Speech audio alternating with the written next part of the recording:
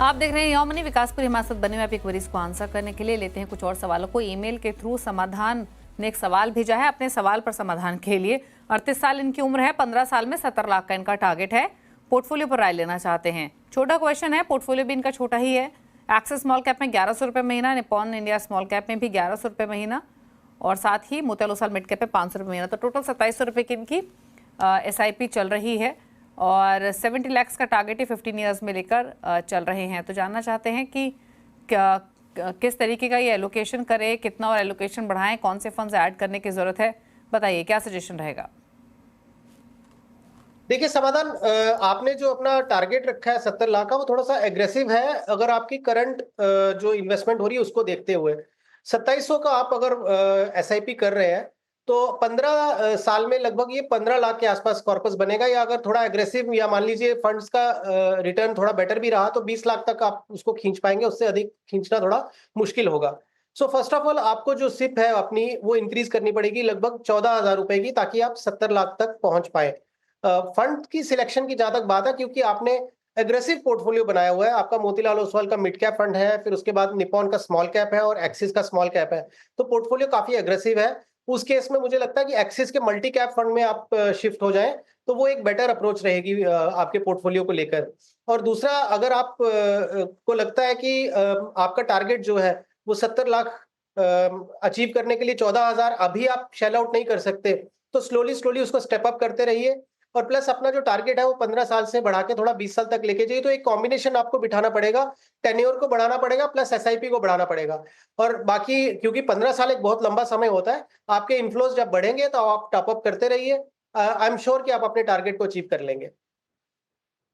Okay, बात करते हैं अब अगले व्यूअर से। योगेंद्र मीना हमारे साथ कनेक्टेड है। योगेंद्र जी नमस्कार, पूछिए सवाल। हाँ सर, गुड इवनिंग। हेलो, बताइए। एक्चुअली अभी करंट मेरा 45,000 का SIP चल रहा है एंड मेरे जो उसमें पोर्टफोलियो में थे, एंड मेरा टारगेट है 2 to 2.5 CR के आसपास।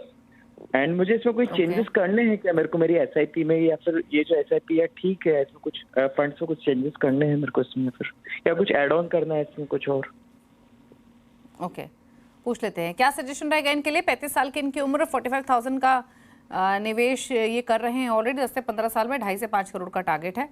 और इनका जो एग्जिस्टिंग पोर्टफोलियो है उसमें कैनरा रोबो को small cap, Kotak emerging equity 5,000 each, 4,000 ये डाल रहे हैं HDFC फ्लेक्सी कैप में, पराग पारी फ्लेक्सी कैप में 6,000, SBI टेक्नोलॉजी अपॉर्चुनिटी में 5,000 ईच ये 4 और फंड्स में डाल रहे हैं, जिसमें SBI Contra, Kotak equity opportunities, PGIM India mid cap और HDFC डिफेंस फंड शामिल हैं। बताइए सजेशन के पोर्टफोलियो पर।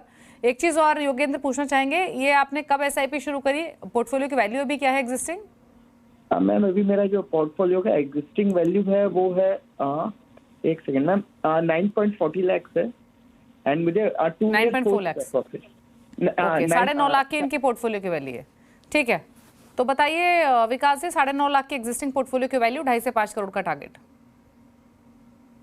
देखिए 2.5 से 5 करोड़ क्योंकि बहुत बड़ा रेंज हो गया, लेकिन अगर मैं आपको जस्ट एक आइडिया दे देता हूँ कि 45,000 का जो आपका सिप चल रहा है, तो यदि आप इसमें 12-15% की 15% से भी अगर पोर्टफोलियो ग्रो करता है खाली सिप का, तो आपके रफली 3 करोड़ के आसपास कॉर्पस बनेगा 15 साल में।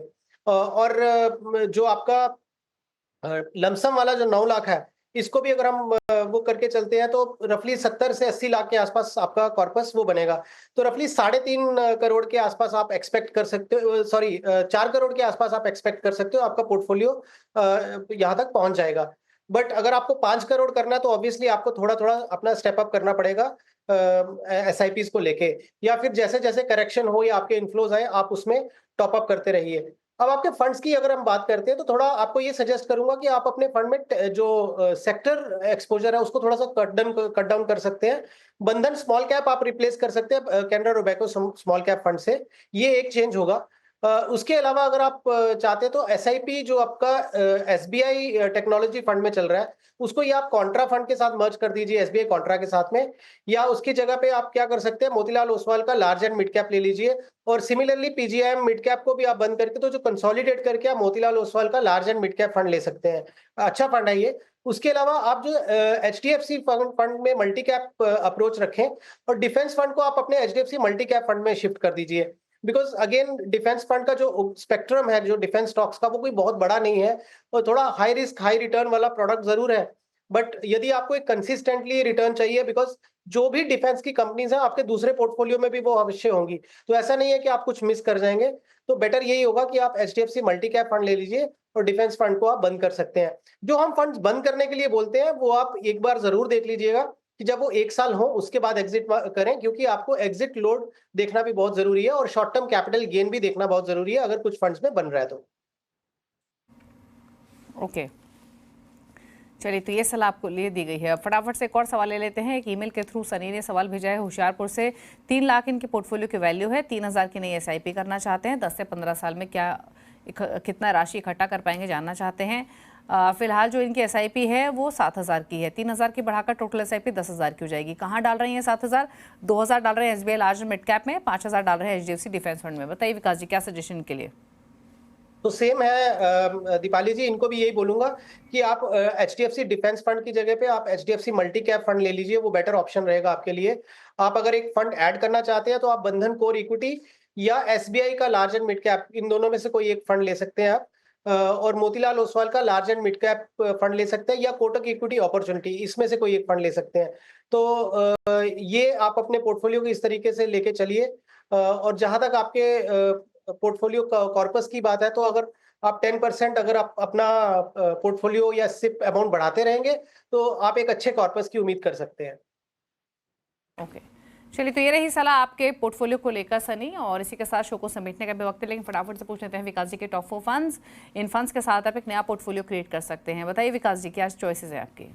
दीपाली जी, जो अभी अगर किसी को पोर्टफोलियो बिल्ड करना है और नया स्टार्ट कर रहे हैं तो मैं 4 फंड बोलूंगा। Kotak multi cap fund, Motilal Oswal का large and mid cap fund, Bandhan का कोर इक्विटी फंड और बजाज का फ्लेक्सी कैप फंड। ये 4 फंड अगर लेंगे तो बहुत ही बैलेंस पोर्टफोलियो बन जाएगा और बहुत लो रिस्क वाला पोर्टफोलियो होगा। तो यहाँ से ये शुरुआत की जा सकती है और अच्छे पोर्टफोलियो की उम्मीद की जा सकती है। ओके, तो Kotak multi cap, Motilal Oswal large and mid cap, Bandhan core equity, Bajaj flexi cap, ये कुछ चॉइसेस हैं विकास जी की तरफ से। और ये कंप्लीट पोर्टफोलियो है। लॉन्ग टर्म के हिसाब से आप इन चारों फंड्स के साथ एक नया पोर्टफोलियो क्रिएट कर सकते हैं, डाइवर्सिफाइड फंड हाउसेज के साथ साथ कैटेगरी वाइज भी। चलिए, शुक्रिया विकास जी शो में आने के लिए और सभी क्वेरीज को आंसर करने के साथ साथ अपनी टॉप चॉइसेस भी शेयर करने के लिए। इसी के साथ यौमनी में तो इतना ही। ब्रेकफास्ट पर भी खबरें जारी हैं। नमस्कार।